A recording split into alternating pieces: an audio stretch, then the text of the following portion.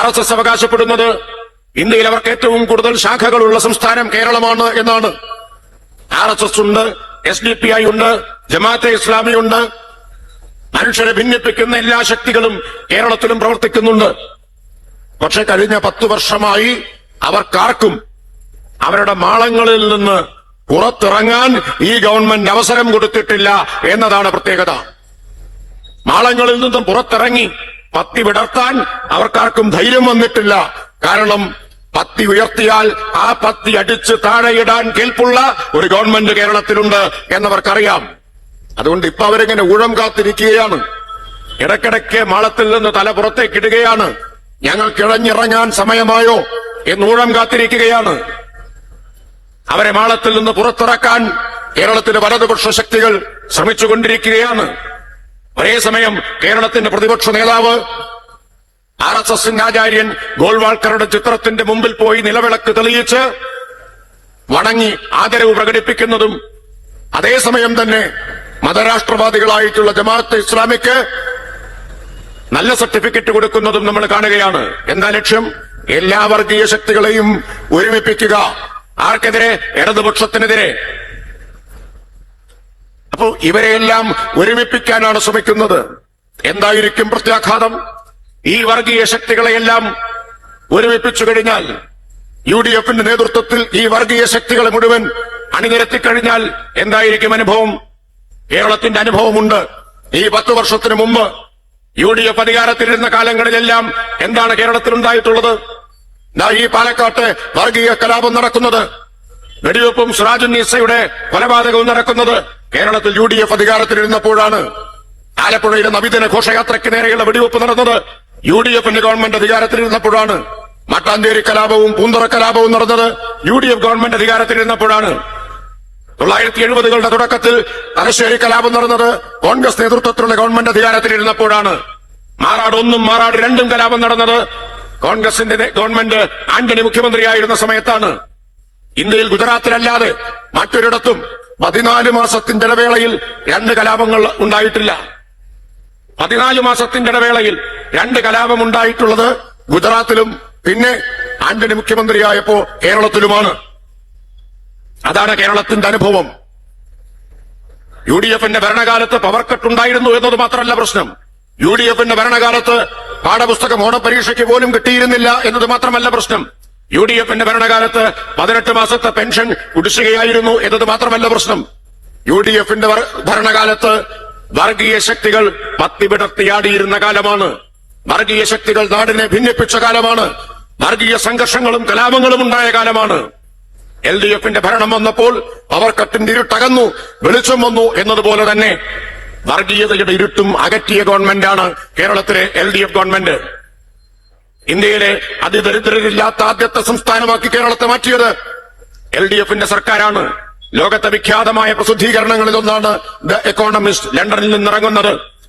അവരുടെ cover story പറഞ്ഞു, കേരളത്തെ അവർ വിശേഷിപ്പിച്ചു ഇന്ത്യാസ് ഡെവലപ്മെന്റ് ചാമ്പ്യൻ, ഇന്ത്യയുടെ വികസന ചാമ്പ്യനാണ് കേരളം എന്നാണ്. മലയാള മനോരമയും മാതൃഭൂമിയും വസ്തുതകളൊക്കെ മറച്ചുവെച്ചാലും ലോകമാകെയുള്ള മാധ്യമങ്ങൾ കേരളത്തിന്റെ നേട്ടങ്ങളെ, വിസ്മയകരമായ നേട്ടങ്ങളെ അത്ഭുതത്തോടെ അഭിമാനത്തോടെയാണ് കാണുന്നത്. അതാണ് വിസ്മയം എന്ന് പറയുന്നത്. ഈ ഗവൺമെന്റ് വന്നപ്പോ 10 വർഷമായിട്ട് പവർ കട്ടില്ല, അതൊരു വിസ്മയമാണ്. ഈ ഗവൺമെന്റ് വന്നപ്പോ അതിദരിദ്രരില്ലാത്ത ഇന്ത്യയിൽ ആദ്യത്തെ സംസ്ഥാനമായി കേരളം മാറി, അതൊരു വിസ്മയമാണ്.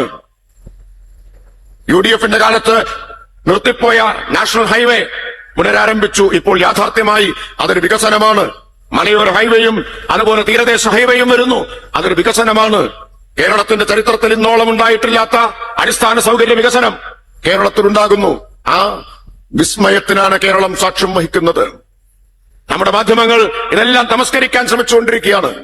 കഴിഞ്ഞ ദിവസമാണല്ലോ വയനാട്ടിലെ ചൂരൽമലയിലും മുണ്ടക്കൈയിലും എല്ലാം ഉരുളെടുത്തു പോയ ഒരു പ്രദേശം, ഒരു രാത്രി ഇരുട്ടി വിളിക്കുമ്പോഴേക്കും ഒരു നാട് മുഴുവൻ തുടച്ചു നീക്കപ്പെട്ട ഒരു പ്രദേശം. അവിടെയാണ് 320 ദിവസം കൊണ്ട് ഒരു നഗരം നാം പടുത്തുയർത്തിയത്, ഒരു ടൗൺഷിപ്പ് പടുത്തുയർത്തിയത്.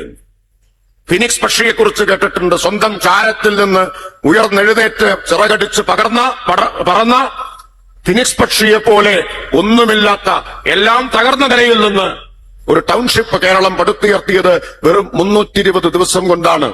ഈ ഗവൺമെന്റ് അല്ലായിരുന്നെങ്കിൽ അത് സാധ്യമാകുമായിരുന്നു.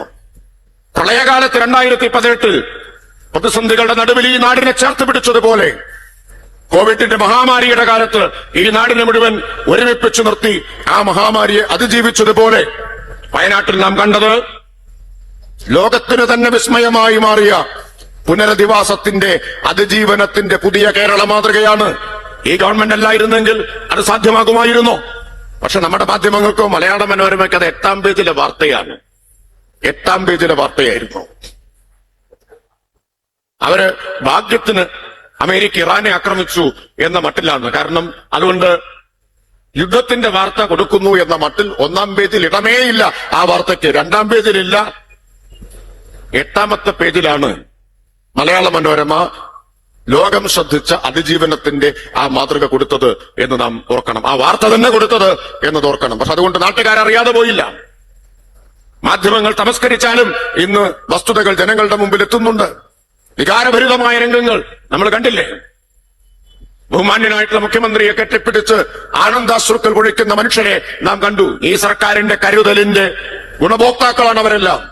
മോദി വന്നു, നൈസാമോൾ എന്ന് പറയുന്ന ഒരു 3 വയസ്സുള്ള പെൺകുട്ടിയെ എടുത്ത് ഫോട്ടോ ഓപ്പിന് വേണ്ടി, ഫോട്ടോ എടുക്കുന്നതിന് വേണ്ടി മോഡി അഭിനയിച്ചു. ഫോട്ടോ വേണ്ടത്ര എടുത്തു കഴിഞ്ഞു എന്നുറപ്പായപ്പോ തിരിച്ചുപോയി. പക്ഷേ ആ കുഞ്ഞിനും അമ്മയ്ക്കും വീട് കൊടുത്തത് കേരളത്തിന്റെ മുഖ്യമന്ത്രി പിണറായി വിജയൻ പോയിട്ടാണ് എന്നത് ഇന്ന് ആർക്കാണ് അറിയാത്തത്? അതാണ് വ്യത്യാസം. UDF എന്താ പ്രഖ്യാപിച്ചത്? UDF എത്ര വീട് കൊടുക്കുന്ന? 100 വീട് കൊടുക്കുന്നു പറഞ്ഞു. യൂത്ത് കോൺഗ്രസ് 30 വീട് കൊടുക്കുന്നു പറഞ്ഞു. ഇന്നേ വരെ പണം പിരിച്ചതിന്റെ കണക്ക് പോലുമില്ല. ഒറ്റ വീട് പോലും വെച്ചു കൊടുത്തിട്ടില്ല. വയനാടിനെ പ്രതിനിധീകരിച്ച MP-യാണ് രാഹുൽ ഗാന്ധി. ഇപ്പൊ പ്രതിനിധീകരിക്കുന്ന പ്രിയങ്ക ഗാന്ധി.